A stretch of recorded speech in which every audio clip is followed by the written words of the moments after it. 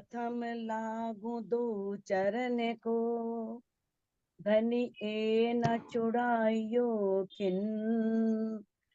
लाख तली लाल एड़िया, मेरे जीव के यही जीवन। इन पाँव तले पड़ी रहूं, धनी नजर खोलो बातन। पलना वालों निरखु नेत्र, मेरे जीव के यही जीवन। मेरे जीव के यही जीवन। प्रणाम सुंदर साथ जी। सुंदर साथ जी, हम श्री खिलवत ग्रंथ का चौथा प्रकरण कर रहे थे, जिसकी 50 चौपाई हुई थी, और आज 51वीं चौपाई से हम प्रारंभ करते हैं। नहीं सॉरी, 45 चौपाई हुई थी, सॉरी 45 चौपाई हुई थी, और 40वीं से हम प्रारंभ करते हैं। फिर तुम हमको अकल दही, मैं खुद ही पकड़ी सोए। जो जैसी करेगा तैसी पावेगा सोई। देखो, अब इंद्रावती जी, जिनके अंदर स्वयं धामधनी अक्षरातीत, जिनमें पांचों शक्तियां विराजमान है, वो अंदर विराजमान है। किस प्रकार से वो तनिश्री देवचंद जी के उस गुनाह को देख करके परेशान होती हैं कि भाई एक क्षमा जी और उनके ऊपर गुनाह लग सकता है, तो हम पर भी गुनाह लग सकता है सुंदर साथ पर। भाई उन्होंने किस तरह से जागनी मांगी थी, फिर किस तरह से दामदनी अक्षरातीत ने उनके तन में बैठकर ही इस बात को भी समझाया कि उन्हें गुनाह क्यों लगा था, क्योंकि उन्होंने अपनी बंदगी का वास्ता दिया था कि मैंने आपकी इतनी बंदगी की है, मैंने किस तरह से आपको पाने के लिए मैं जगह जगह भटकी हूं। तो ये उनके जीव की मैं आती थी, इस कारण से गुनाह लगा था। फिर अब धनी इंद्रावती जी कह रही हैं कि फिर आपने ये अकल दे दी, बता दिया आपने ब्रह्मवाणी के माध्यम से किस तरह से कि इस संसार में आकर के एक रूह मैं खुदी का शिकार बन जाती है, ये बात आपने समझा दी। मैं खुदी पकड़ी सोई, कि जो मैं खुदी अगर कोई रूह पकड़ती है तो उसमें जीव काम करता है, उसका जी जो है वो उस पर हावी हो जाता है, और वो मैं खुदी पकड़ लेती है। जैसे ये सब एक लीला रूप में है। सिर्फ ये हम सबको सिखापन है, सब सुंदर साथ को, कि जैसा पहले हो गया वैसा अब कोई रूप ना करे। नहीं तो जैसे धनीश्री देवचंद जी को भी तारतम उतरा, किस तरह से उन्होंने सारी वाणी की बातें बताई, कैसे यमुना जी दिखाई, सब कुछ किया, लेकिन उसे भी जागनी नहीं माना। जागनी कौन सी मानी? तो चौथे तन से, जो प्राणनाथ जी के तन से, क्योंकि उस समय ये वाणी नहीं होती थी, ब्रह्मवाणी अपने घर की पूरी पहचान नहीं थी। इसलिए ये बताने के लिए कि सिर्फ अगर हम आरिका लीला करें, कोई चमत्कार करें, तो चमत्कारिक लीला से जागनी तो हो सकती है, लेकिन क्षणिक, आपके प्रभाव में वो आ जाएगा। आपने कोई उसकी इच्छा पूरी कर दी, तुरंत आ जाएगा आपके प्रभाव में। लेकिन जैसे ही उसकी वो इच्छा पूर्ण हुई, इंसान की प्रवृत्ति है वो पुनः इच्छा करेगा, वो पूरी नहीं होगी तो फिर पीछे हो जाएगा। तो कभी भी चमत्कार के द्वारा जागनी नहीं होती। ठीक है, चमत्कार को बहुत महत्व दिया जाता है, जहाँ चमत्कार है वहां नमस्कार है, सभी झुकते हैं। लेकिन यहाँ पर ये बात बताई है कि किस तरह से धनीश्री देवचंद जी ने भी 313 आत्माएं जगाई थी, फिर वो माया में सो गई थी। तो ये बताया है कि जब वाणी के द्वारा एक रूह पूरी पहचान करती है, परिक्रमा, खिलवत, सागर, सिंगार, जो निज बुद्ध की वाणी है, वो भी उतरी नहीं थी, तो उस वाणी के बिना जागनी अधूरी है। कहते जो जैस मैं, अब जो मैं खुद ही पकड़ेगा तनी की वाणी के पहचान होने के पश्चात, ये क्लियर है। जब तक वो अज्ञानता के बंधन में है, माया के बंधन में है, सब गुनाह माफ उसके। कहते हैं ना, जब लग भूली वतन तब लग नाही दोष, जब जागी हक इल्मे तब भूली सिर अफसोस। जब तक वो अपने वतन को भूली हुई है, माया के आगोश में है, माया के प्रवाह में है, तब तक उसे कोई गुनाह नहीं लगता, कोई दोष नहीं लगता। लेकिन जब धनी अपने ज्ञान के द्वारा उस रूह को समझा देते हैं, तब वो गलती करती है, तब उसे दोष लगता है। इसलिए बताया है कि जो मैं खुदी को पकड़ेगा, इल्म आने के बाद, पहचान होने के बाद, जो जैसी करेगा तैसी पावेगा सोए, है ना?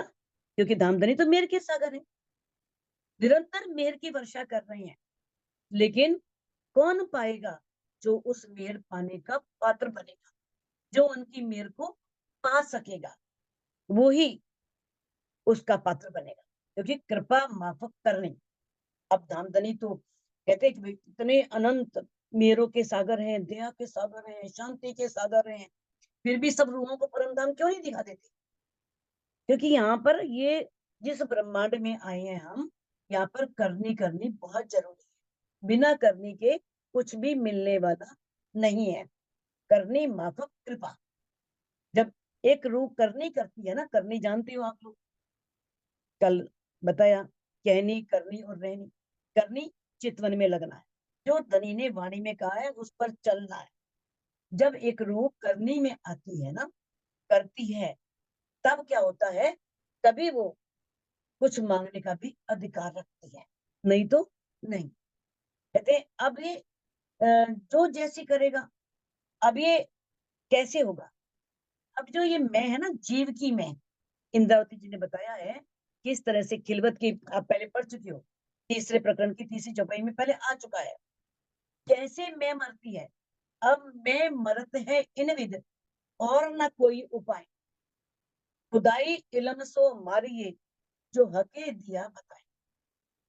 कि अगर जीव की मैं को मारना है ना, तो जीव की मैं को मारने के लिए और कोई उपाय नहीं है। उसे जो हमें दामदनी अक्षरातीत ने जो ब्रह्मवाणी दी है, उस ब्रह्मवाणी का क्या है, से ही ये मैं मर सकती है, जो हमें राजी ने रास्ता बताया है। तो बताया है कि जो मैं के अज्ञानता के कारण से मैं के बंधन में बंधा हुआ है, उसको क्षमा हो सकती है। लेकिन जागृत बुद्धि का ज्ञान पा करके, तारतम्य लेकर के, वाणी की पहचान करके अगर अपराध करेगा, तो उसे क्षमा नहीं है, उसे माफी नहीं मिल सकती। आप विवेक बदल के आए, अपना दिया इलम, है धामधनी। आप भी किस तरह से वेश बदल करके आए? धनी ने वाणी में कहा है, मेरा टोने को आकार, मेरा आकार तो टोने का है। क्योंकि वो इंसान के तन में आएंगे, नूरी वेश में तो आएंगे नहीं। उनका आवेश उसके अंदर होगा, और उस जीव से भूलें भी हो सकती हैं, गलतियां भी हो सकती हैं। तो फिर यही है ना कि हमें वाणी के द्वारा ये समझ मिली है कि हमें किस तरह से उन गलतियों को, भूलों को ना देख करके, उनके अंदर जो विशेष है, जो गुण है, उन गुणों को ग्रहण करना। कहते हैं, आप भी बेक बदल के आए, अपना दिया इलम, है धामधनी। आप भी यहाँ पर इस संसार में आए, तो वेश बदल करके आए। कैसे आए? धनीशी देवचंद जी के रूप, मानव तन में आए, और आकर के क्या किया? जागृत बुद्धि का इलम दिया, ज्ञान दिया। सब बातें कहीं वतन की, पर पहचान न सके हम। आपने परम धाम की सारी बातें कही थी, लेकिन फिर भी हम आपकी पहचान नहीं कर सके। तो इसका उत्तर यही है, यही कह सकते हैं कि उस समय पहचान क्यों नहीं हुई? क्योंकि उस समय अपने घर की जो निज बुद्ध की वाणी थी, वो नहीं उतरी थी। तिलवत परिक्रमा सागर श्रृंगार, ये वाणी उतरने के बाद में ये एक रूप। तभी तो इंद्रावती जी ने कहा है, पिछला साथ आवेगा क्यों कर, प्रकाश वचन हृदय में धर। ये ब्रह्म वाणी उनके तन से पूरी उतरी, इसलिए उतरी। वो इतना, यानी कि धनी को रिझाना चाहती थी, इतना धनी को पाना चाहती थी, लेकिन फिर भी उन्हें यह था कि धनी ने मेरे को जो उत्तरदायित्व दिया है, जो जिम्मेवारी दी है, मैंने वो पूरी करनी। तो उस उत्तरदायित्व को, जिम्मेवारी को पूरा करने के पश्चात किस तरह से वो परम धाम के प्रेम में डूब गई, निरंतर चितवन में लग गई।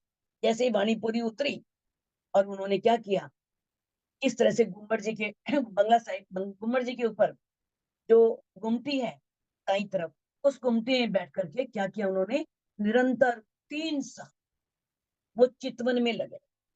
फिर उनका मन ही नहीं करा कि मैं कुछ, ठीक है आंखें खोलते थे, बातें करते थे, लेकिन अधिक समय उनका चितवनी में निकलता था, क्योंकि वो आत्म तड़फ रही थी धनी के दीदार को, धनी अपने परम धाम में धनी के साथ विहार करने के तड़फ रही थी। तो इस प्रकार से बताया है कि इस वाणी के बिना जागनी हो ही नहीं सकती।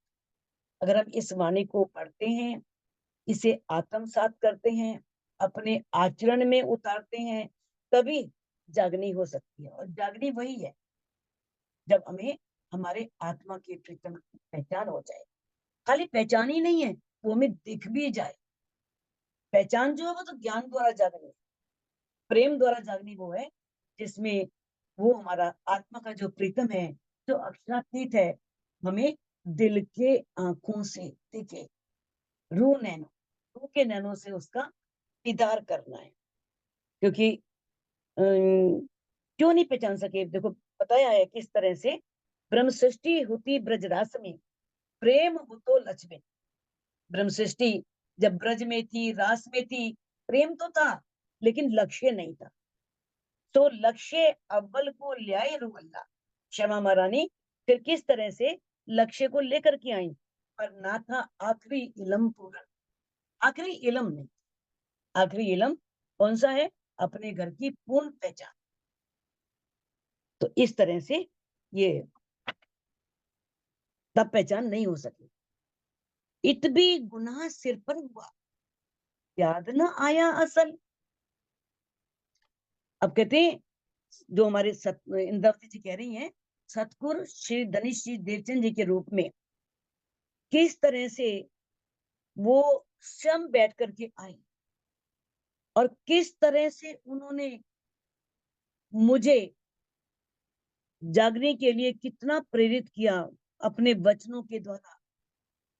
कहते हैं तो वो भी तो एक गुनाह लगा सिर पर, इत भी गुनाह सिर पर हुआ। इंद्रावती कहती है ये मेरे सिर पर एक गुनाह लगा, इतना करने के बाद भी मुझे याद ना आया असल। मुझे असल जो परम धाम था, जो प्रीतम थे, उनकी याद नहीं आई। उन्होंने किस तरह से, तुम रोए लरखीज कैया तो भी रही न मूल अकल। आप रोए भी, लड़े भी, खींचे भी। खींचना क्या होता है, जैसे कोई काम नहीं होता, कोई करता नहीं, हम बहुत समझाते हैं तो फिर खींच चढ़ती है, भाई कर क्यों नहीं रहा, इतनी बार तो कह दिया फिर भी इसकी जगनी नहीं हो रही है, जग नहीं रहा। तो ये खींचना होता है। कहते आपने लड़ करके, खींच करके, रो करके मुझे पहचान करानी चाहिए, मुझे पहचान दी, तो भी रही ना मूल अकल। फिर भी मेरे पास वो जो मेरी मूल अकल थी, जो निज बुद्धि थी, वो नहीं आई, मैं पहचान। तो देखो अभी आपने देखा 43वीं चौपाई में क्या कहा था इंद्रावती जी ने, कि हमारा कोई गुनाह ही नहीं है, जो राज्य दिल में लेते हैं, पहले दिल में परम धाम में लिया, हमें इस ब्रह्मांड में भेज दिया, फिर अपने दिल में लिया। किस तरह से, वो कहते हैं कि हमारा क्या गुनाह है, सब कुछ उन्होंने पहले दिल में ले रखा है। जो ले रखा है वो परात्म के दिल में आ रहा है, वो आत्म के दिल में आ रहा है, हम कर रहे हैं। ये बात आपने पढ़ी ना 43वीं चौपाई में। और यहाँ पर 48वीं चौपाई में कह रही है कि हमें गुनाह लगा सिर पर, ये गुनाह लग गया। तो ऐसा क्यों कहा, क्योंकि जो जीव की इसमें बताया है कि कारण क्या है, वैसे तो गुनाह नहीं है, लेकिन गुनाह कब लगता है, जब हम जीव की मैल लेते, हमने कुछ भी किया भूल जाए, हमने नहीं किया, धनी ने करवाया। जब एक रूह उस धाम धनी की मैल लेकर के खड़ी होती है, तब धनी की प्रेरणा से अगर वो कुछ भी काम करेगी तो उसे गुनाह नहीं लगता। किंतु जब वो जीव का भाव लेगी, शरीर का भाव लेगी, संसार की मैं लेगी, तब उसे गुनाह अवश्य लगता। तो ये तो क्लियर हो गया। अब हमारा नाम तो यहाँ पर ब्रह्म सृष्टि है, हम कहते हैं परात्म हमारे मूल तन, जो हमारी परात्म है वो धनी के चरणों में है, लेकिन हम डूबे कहाँ रहते हैं? इस संसारिक कार्यों में, इस संसार से प्रेम करते हैं, माया से प्रेम करते हैं। अब देखो परम धाम में परात्म का कोई नाम नहीं है, लेकिन यहाँ पर क्या हुआ? यहाँ पर नाम दिए गए, परात्म को नाम भी दिया गया।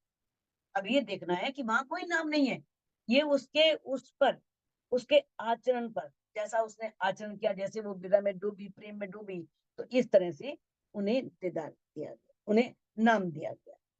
अब यहाँ पर ये कहा है लड़ना, रोना, खींचना, तो ये तो अचरातीत का वो है ही नहीं, स्वभाव ही नहीं है, ये गुण ही नहीं उनका नहीं है। तो यहाँ पर इंद्रावती जी ने धनी श्री देवचंद जी के जीव ने जो कार्य किया उसके बारे में बताया कि उन्होंने लड़ करके, रो करके, खींच करके, अच्छा तो क्यों रोएंगे, क्यों लड़ेंगे? वो तो इतने अधिक, यानी कि वो तो इतना भी एक रूह को दुख नहीं दे सकते, एक फूल की पंखुड़ी के बराबर भी, क्यों लड़ेंगे? क्योंकि ये बताया यहाँ पर कि इंद्रावती जी ने जो उनके जीव ने किया उसे कैसे जोड़ दिया, राज्य के साथ जोड़ करके यहाँ पर इसे प्रस्तुत किया है, जबकि वो उनके जीव का सवाल, जीव ने ऐसा किया। दामदनी अक्षरातीत कभी भी ऐसा नहीं करते। क्यों गुनाह अनेक भाग का हुआ हमारे से। अब इस प्रकार से जब इस माया के ब्रह्मांड में आए और इस ब्रह्मांड में हमारे ऊपर अनेक प्रकार के गुनाह लग गए, ये तब की बात हो रही है, जागने के पश्चात। जागने के बाद भी ऐसा नहीं है कि रूह गलती नहीं करती, बहुत गलतियां होती हैं, जाने भी अनजाने भी। तो जब तक वो जागी नहीं है, तारतम नहीं मिला, फिर जब पत्थर पूछे, आग पूछे, पानी पूछे, जो मर्जी करे, सब माफ, सब उसे माफ। लेकिन जब वो ब्रह्मवाणी के द्वारा जाग गई, तारतम ले लिया, फिर भी संसारिक कष्ट आ रहे हैं और हम और जगह भाग रहे हैं, ये गुनाह है। इसके बारे में वर्णन किया है कि किस तरह से हम घर में महामृत्युंजय पाठ करवा दें, घर के कष्टों को टालने के लिए। ये सुंदर सा बात, फिर ये गुनाह नहीं तो और क्या है? ये गुनाह तो है जब धामधनी अक्षरातीत जो कातर हैं, समर्थ हैं, शक्तिशाली हैं, वो जिसे वो जिस कार्य को पूर्ण नहीं कर सकते तो बाकी कोई क्या करेगा? देवी देवता। अगर हमें वाणी से इतनी पहचान नहीं हुई, हम ऐसा करते हैं, तो हमारे सिर पर गुनाह लगता है। क्यों गुनाह अनेक बात का हुआ हमारे सिर पर ये अनेक गुना। वाणी में कहाँ लिखा है? वाणी में तो लिखा है वायदत लाओ, एक दिली लाओ। फिर भी हम ईर्ष्या करते हैं, एक दूसरे से जलन करते हैं, चुगलियां करते हैं, निंदा करते हैं। ये गुनाह है, हमारे सिर पर ये गुनाह लग रहे हैं। अगर वाणी से समझ आ गई है तो हम किसी से लड़े नहीं, बहुत माधुर्यता से बात करें। अगर किसी ने कुछ कहा भी है और हम वैसे नहीं है, लेकिन फिर भी हम उसे माफ कर दें। तो कहते हैं हम कछु ना कर सके तो भी खबर लई हके फिर। वो कामधनी अक्षरातीत कितने कृपालु हैं, कितने मेहरबान हैं। अब इंद्रावती जी कह रही है कि किस तरह से मैं कुछ भी नहीं कर सकी, इन्होंने सब कुछ किया। वो कह रही है मैं प्रेम समर्पण के क्षेत्र में पीछे रह गई, मैं कुछ नहीं कर सकी। ये हमारे लिए है, उनके लिए नहीं। उन्होंने समर्पण किया, हाँ ठीक है, युगल स्वरूप की पहचान नहीं की धनीश्री देवचंद जी के तन में, क्योंकि ये तो लिखा ही है, यहाँ पर हांसी तो सबकी होनी है, चाहे वो यार या सिरदार। तो ये उनसे ये तो हुआ, उन्होंने कहा कि मेरे सदगुरु को दिखता है, मुझे नहीं दिखता। तो इस तरह से कहते हैं कि मैंने कि मैं प्रेम और समर्पण के क्षेत्र में पीछे रह गई, कुछ नहीं कर सकी।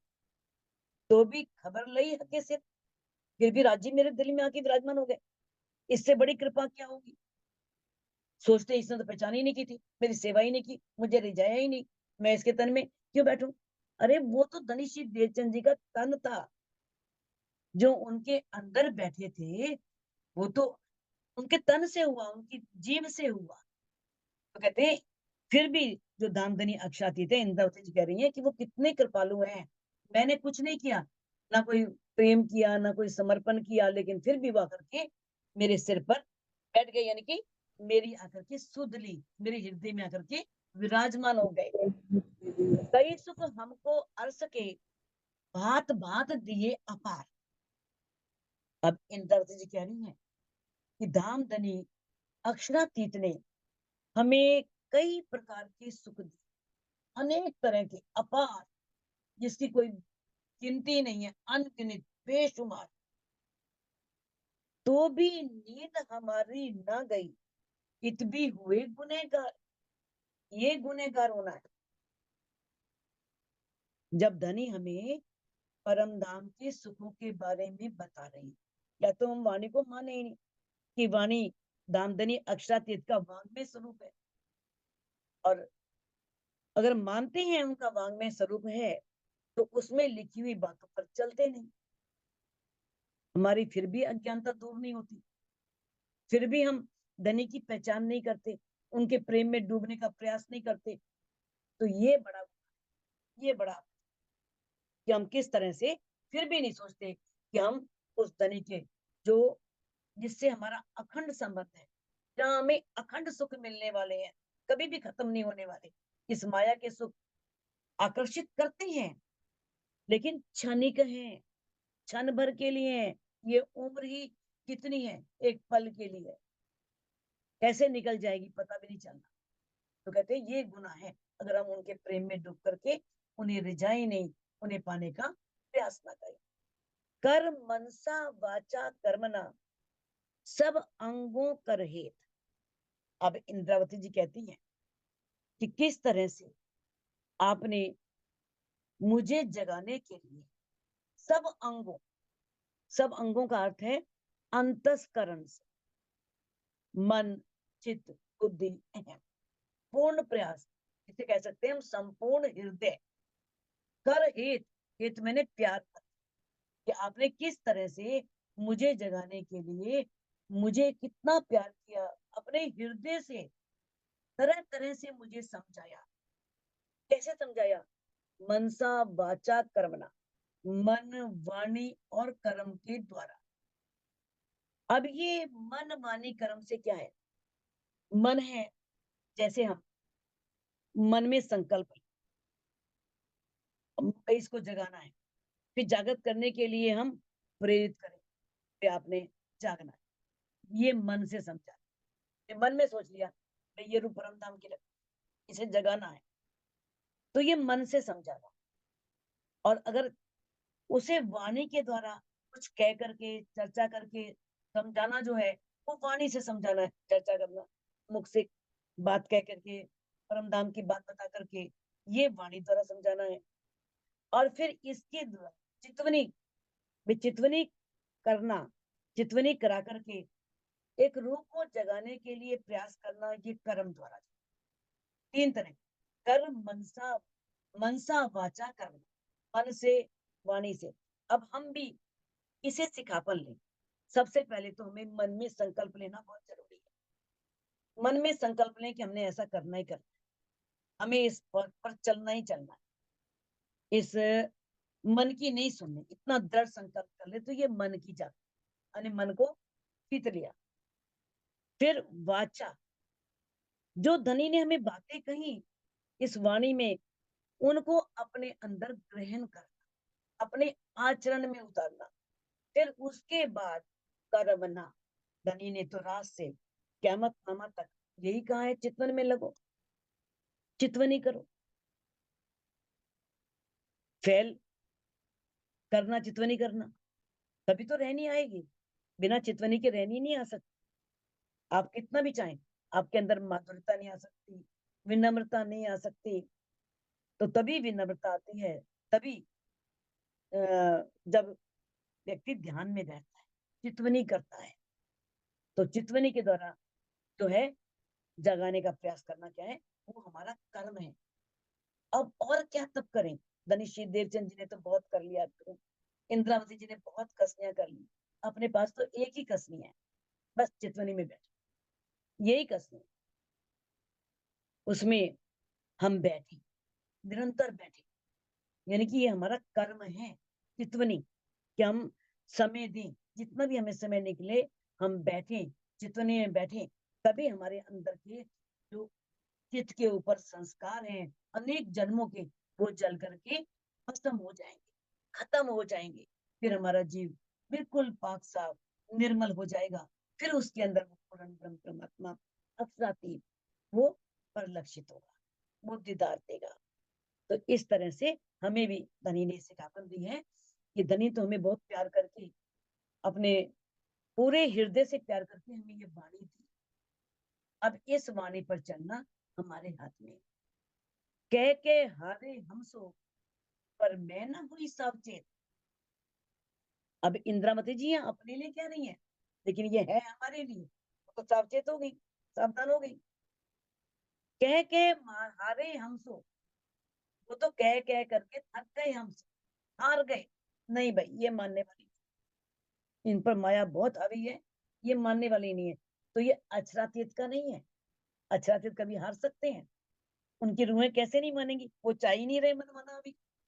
अभी तो कहते हैं हल्के हल्के जगह पर, वो चाहे तो एक सेकंड में चुटकी बजाए सब जग जाए। क्योंकि जो दिल में उन्होंने इच्छाएं ली हुई हैं, जब तक वो पूरी ना हो तो धनी कैसे जगाए? वो कैसे हार सकते हैं? वो तो उन्होंने उन्होंने जो दिल में उन्होंने लिया था उस समय, जो उनके दिल में सब अंकित हो गया, वो सब दिखाना है, फिर जगाना है उस लोग को। ये हारना किसके लिए आया है? धनीश्वर देवचंद जी के जीव के लिए। पर मैं ना हुई सावचेत, और मैं फिर भी सावचेत नहीं। अब हम इस वाणी को लें।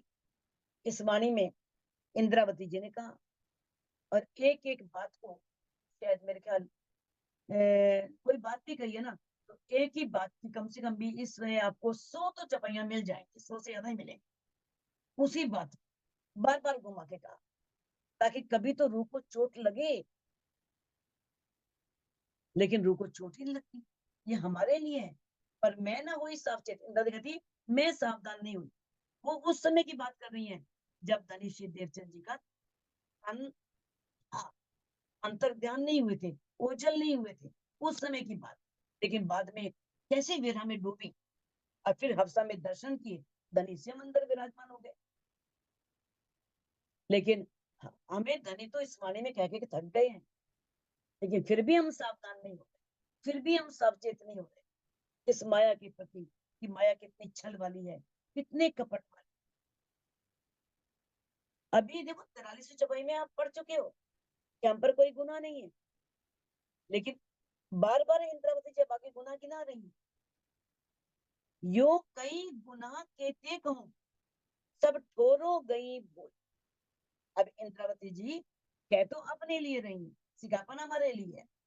कहते मैं कितने गुनाहों का वर्णन करूं, मैंने कितने गुनाह किए, सब ठोरो गई बोल।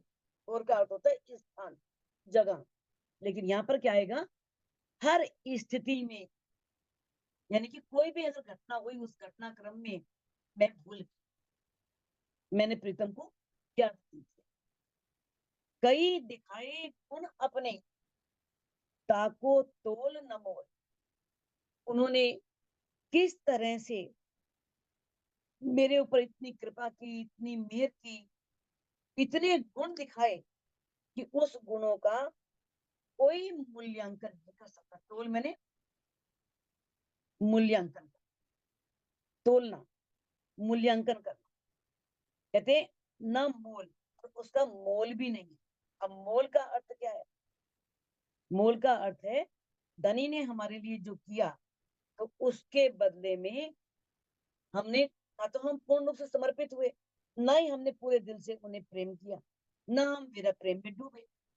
ताको तोल न मोल, ना तो हम मूल्यांकन कर सकते हैं, ना ही उसके बदले में हम कुछ कर सकते हैं। कर सकते हैं लेकिन किया नहीं। ताको तोल न मोल, जो उनके गुण है ना, इस प्रकार से। तभी तुम कहते हैं जब अर्जी करते हैं, या तुम हो तैसी कीजियो, मैं अर्ज करूं मेरे पेवजी।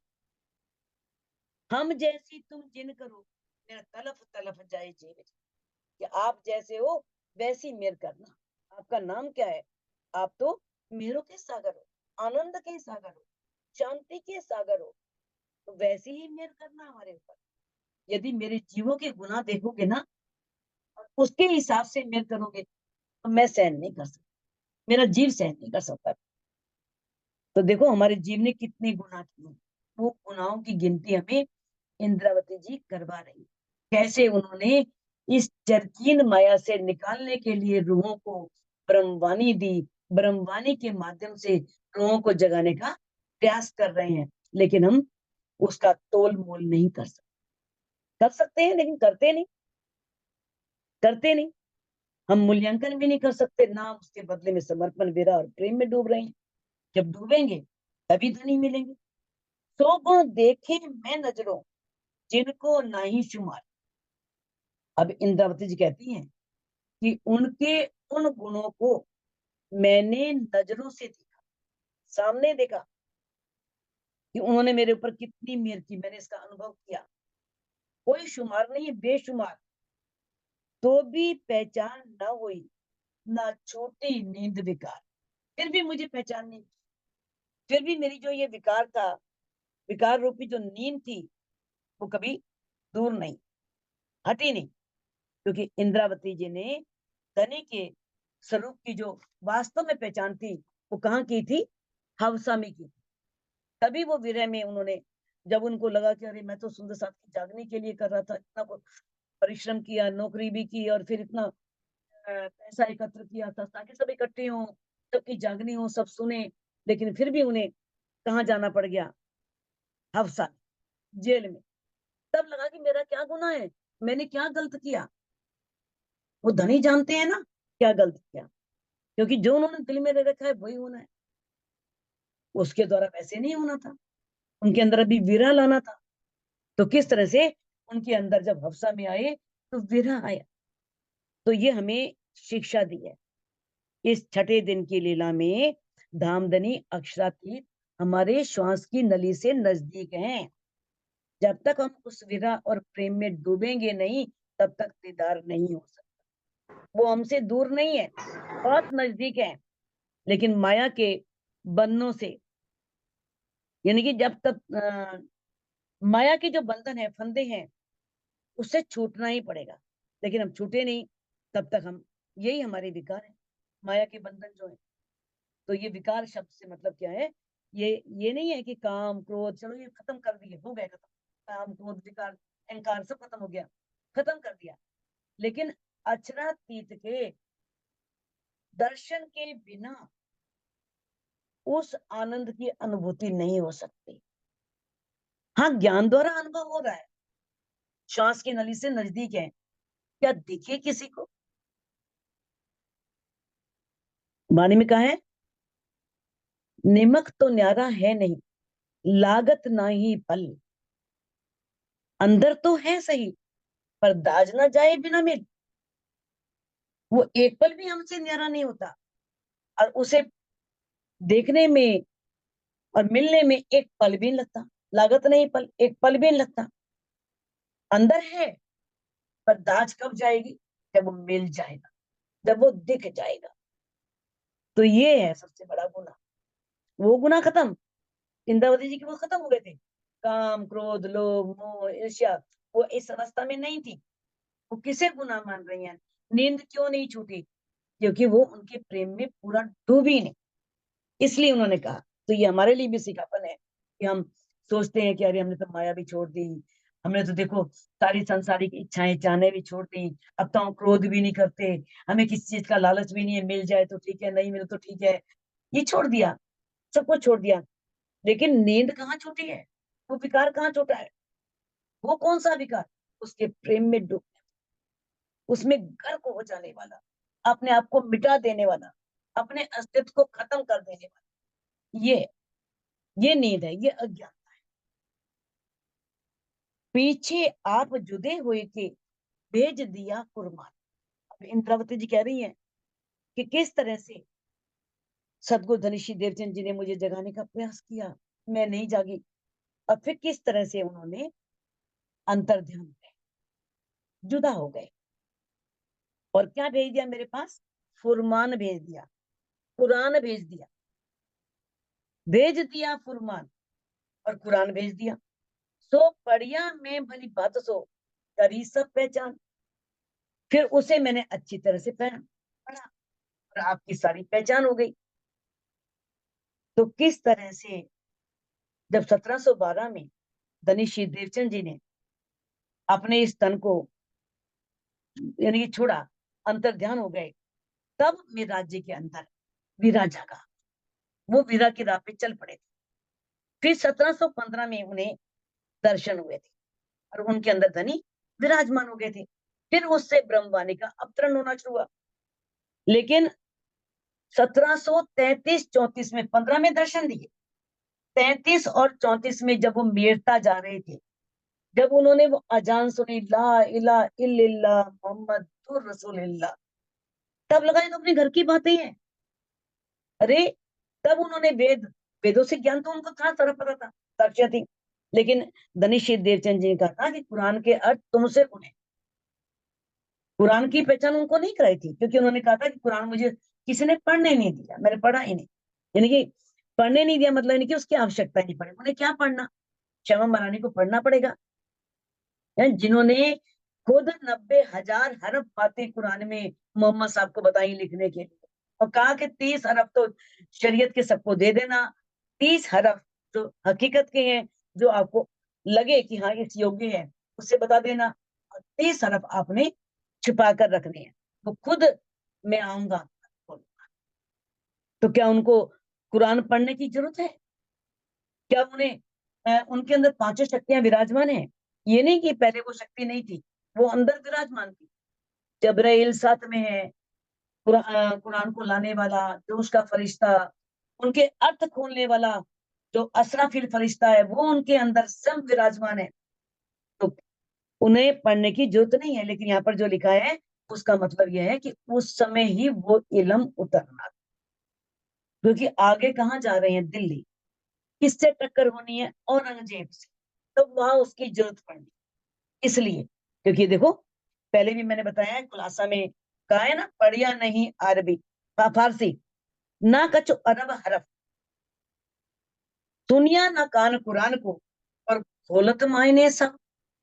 कहा कि मैंने कभी भी फारसी नहीं पढ़ी, अरबी भाषा का एक शब्द भी नहीं पढ़ा, कभी इस कान से कुरान को नहीं सुना, लेकिन फिर भी सारे अर्थ खोल रहे हैं, क्योंकि अंदर ही तो है, बाहर थोड़ी है कोई। बाहर से क्या ज्ञान लेना है, वो तो पूर्णाति पूर्ण है, उसे क्या जरूरत है उस ज्ञान की। कहते सो कुंजी दही हाथ मेरे, कोई खोले ना मुझ में। किस तरह से दामदनी अक्षरातीत ने वो चाबी जो वेदों में और कुरान में जो रहस्य छिपे हुए थे, उनको खोलने की चाबी मुझे दे दी।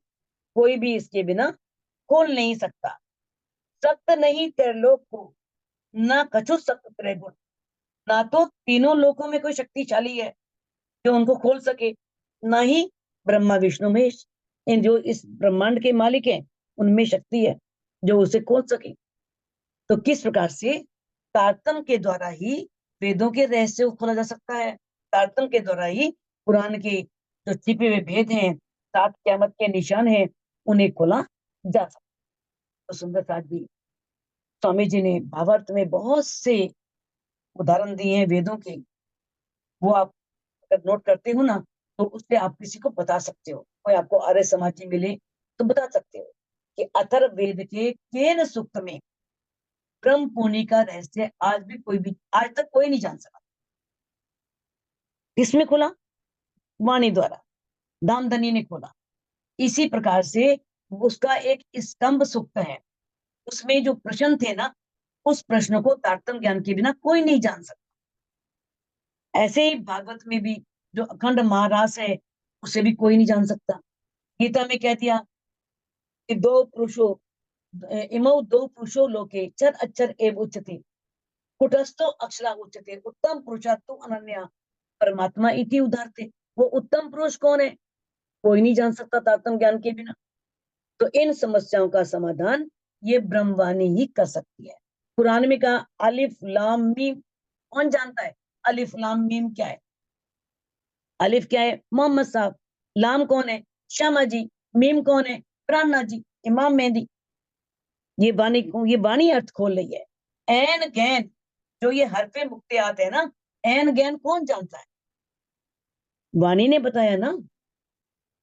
क्या वाणी ने कहा कि जब हुक्म लेकर के आए तो क्या कहलाए? गैन। हुक्म लेके आए तो कहलाए गैन। हुक्म बजाए पीछे फिरे, सोई एन का एन। जब यहाँ पर संदेश लेकर के आए तो क्या बन गए? रसूल साहब, मोहम्मद साहब। गैन कहलाए। गैन मैंने दूसरा पुरुष, अलग बन गए। जब हुक्म को, संदेश को पूरा करके वापिस परम धाम गए, सो ही एन का एन, फिर वही पूर्ण ब्रह्म परमात्मा अक्षरातीत। अब इन भेदों को कौन खोल सकता है? सिर्फ ब्रह्मवाणी ही खोल सकता। इन विद गुण कहते कहूं, कई देखे मैं नजर। अब इस प्रकार से इंद्रावती जी कहती हैं कि मैं उनके इन गुणों की कहां तक चर्चा करूं, जो मैंने अपनी आंखों से देखे हैं, मैंने अनुभव किए हैं। मेरे हाथ खुलाए के करीब ब्रह्मांड में, वो भेद सारे मेरे हाथों से खुलने, वो मेरे द्वारा उन्होंने खुलवाने थे। और किस तरह से इस ब्रह्मांड में रोशनी कर दी, उजाला कर दिया। इस प्रकार से इससे पहले इस संसार में अज्ञानता थी, अंधकार था। वेद कथेब का अध्ययन करने के बाद भी, वेद पढ़ने बाद, पुराण पढ़ने के बाद भी कोई पारब्रह्म के धाम के बारे में, स्वरूप के बारे में, लीला के बारे में नहीं जानता था। जैसे ही ब्रह्मवाणी प्रकट हुई तो परम धाम के ज्ञान का प्रकाश फैल गया, सवेरा हो गया, उजाला हो गया। कई लिखी इसारते अर्ज की, कई रमूजे अनेक, पहले पढ़ाई मुझको, मैं भी बोलूं यही एक। अब ऐसी बात नहीं है कि वेदों में या पुराण में या किसी भी धर्म ग्रंथ में परम धाम की पहचान नहीं थी, या पूर्ण ब्रह्म परमात्मा अक्षरातीत की पहचान नहीं थी। कई लिखी इसारते अर्श की, इसारते मैंने संकेतों में, अर्श की, परम धाम की बहुत सी बातें संकेतों में लिखी हुई थी। कई रमूजे, कई गुज भेद उसके अंदर छिपे हुए थे, उस पार ब्रह्म के बारे में कुछ बातें छिपी हुई थी। पहले पढ़ाई मुझको। अब ये किस समय की बात हो रही है? दामदनी अंदर विराजमान है, उनको सब पता है। दादी कहती मुझे नहीं पता, पहले उन्होंने मुझे पढ़ाया। पहले पढ़ाई मुझको, अपनी मैं नहीं ले रही हूँ कि मैं खोल रही हूँ। उन्होंने पहले मुझे पढ़ाया, मुझे वो ज्ञान दिया, मैं ही खोलूं यही है। अब मैं उनकी मैं लेकर के, उस हक की मैं लेकर के, मैं ही उन अर्थों को खोल रही हूँ। उन्होंने अपनी मैं नहीं ली, हक की मैं ली, धनी की मैं ली, कि वही मुझे सिखा रहे हैं, वही पढ़ा रहे हैं, वही मेरे अंदर बैठ करके बोल रहे हैं। नहीं तो इंद्रावती की में तो इतनी सामर्थ्य नहीं है कि एक शब्द भी उसके मुख से निकल सके।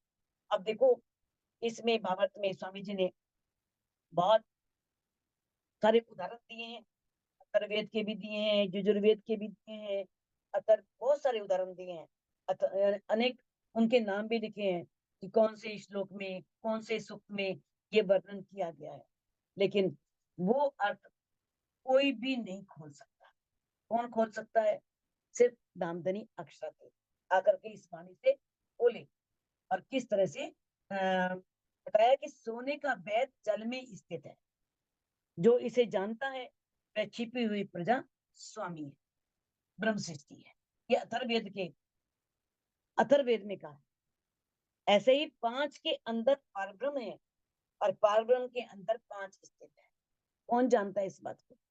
इस पांच तत्व से बने हुए ब्रह्मांड में परब्रह्म आए और उनके अंदर पांचों शक्तियां विराजमान है। तो ये यजुर्वेद में बात कही है। ऐसे ही एक आता है श्लोक वेद में, अथर्ववेद में आता है कि 8 चक्र और 9 द्वार, वो कौन है? अयोध्यापुरी। एक पुरी है जिसके बारे में ना कोई जानता है, ना कोई अब तक उसमें प्रवेश कर सका है। लोगों ने तो अपने तन में घटा लिया, 8 चक्र अंदर मान लिए, 9 द्वार शरीर के मान लिए। क्या इसको जीत नहीं सकता कोई? ये कोई भी ना जीते जाने वाली नगरी है। लेकिन उस परम धाम के बारे में जिसमें अष्ट चक्र हैं, 8 सागर हैं, 9 द्वार, जो 9 भौम वाली, 10वीं आकाशी वाली जो रंग महल है, इसके बारे में कौन जानता है? जहाँ कोई प्रवेश ही नहीं कर सका, जा ही नहीं सका। तो इस तरह से बहुत से उदाहरण बताए हैं और इसका जो सब उत्तर है वो आपको मिलेगा। ज्ञान मंजूषा एक किताब है जो सरसावा से प्रकाशित हुई है, उसमें इन सभी प्रश्नों का उत्तर दिया गया है। तो ऐसे ही कुरान में भी एक 15वां पारा है जिसका नाम है सुभान अलजी। उसमें शबे महराज का वर्णन, शबे महराज जब मोहम्मद साहब गए थे, किस तरह से उनकी अल्लाह ताला से स्वयं अत्यातीत पारब्रह्म से 90 हरफ बातें हुई थी, वो सारा वर्णन, इसमें नासूत का वर्णन है, मलकूत का वर्णन है, निराकार और बेहद से परे, वो सब का वर्णन किया गया है। और इसी तरह से एक 30वां पारा है, उसमें भी उन्होंने बताया है कि दरियाए जोई के ऊपर एक खोज है, खोज कौशल तराब का वर्णन उसमें किया गया है। तो ऐसे, और जिसका जल जो है वो शहद से भी मीठा है, दूध से भी उज्जवल है, कैसी इसमें सुगंध है, शीतलता है। तो उसमें दूध और शहद का है प्रेम और ज्ञान, उनकी नदियों का वर्णन किया गया है। तो ये वर्णन जो है ये वाणी ही खोलती है, वाणी के द्वारा ही ये सब पता लगता है। श्री मोहम्मद कहे मैं हक की, खोले मगज मुसाफ कला। अब यहाँ पर इंद्रावती जी, जिसके तन को शोभा मिली महामती जी की, वो क्या कह रहे हैं, श्री महामती जी कह रहे हैं मैं हक की, अब मेरे अंदर राज्य की मैं हक, क्योंकि मेरे अंदर विराजमान है, कोई मेरे से कहलवा नहीं है। तो उनकी मैं लेकर के मैंने मगज मुसाफ कुरान कलाम, कुरान के सभी गूढ़े भेदों को स्पष्ट किए, सारे भेद खोल दिए। और हक कलाम कौन खोल सके, जो मिले 14 तबक तमाम। कहते जो ये बातें हैं ना, जो उसमें गुज रहस्य हैं, छिपी हुई बातें हैं, उन्हें कौन खोल सकता है। जो हकीकत की बातें हैं, मार्फत की बातें हैं, उन वेदों को कोई नहीं खोल सकता, चाहे 14 लोक का ब्रह्मांड, सारी सृष्टि भी जोर लगा ले, सब मिल जाए तो खोल सकते होते। तो ये वाणी आने से पहले किसी ने ब्रह्मवाणी की पहचान क्यों नहीं की, क्यों नहीं धनी की पहचान की, अपने परम धाम की पहचान। बताया है कि कोई भी, चाहे 14 लोक में कितने भी धर्म है, कितने ग्रंथ हैं, कितना भी सारे जोर लगाएं, तब भी वो जो उसमें छिपी हुई बातें हैं, मार्फत की बातें हैं, उन्हें नहीं खोल सकते। उन्हें कौन खोल सकता है, वही खोल सकता है जिसने वो बातें स्वयं कही हैं, वही खोल सकता है। तो अब हम इस चौपाई को अनम्यूट करके दोहरा सकते हैं। श्री महामती कहे मैं हक की, श्री महामती मामती कहे मैं हक की, बोले मगज मुसाफ कलाम, बोले बोले मगज मुसाफ कलाम। और हक कलाम कौन खोल सके, और हक कलाम कौन खोल सके, जो मिले 14 तबक तमाम, जो मिले 14 जो मिले 14 तबक तमाम। बोलो श्री प्राणनाथ प्यारे की।